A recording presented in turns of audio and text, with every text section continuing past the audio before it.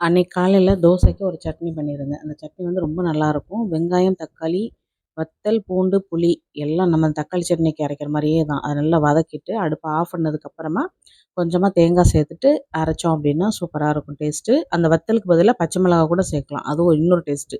ரொம்ப நல்லாயிருக்கும். மதியத்துக்கு வந்து சாம்பார், அவியல். நேற்றுக்கு தான் காய் ஃப்ரெஷ்ஷாக வாங்கிட்டு வந்திருந்தாங்கன்றதுனால காய் எல்லாமே போட்டு அவியல் வச்சுருந்தேன்.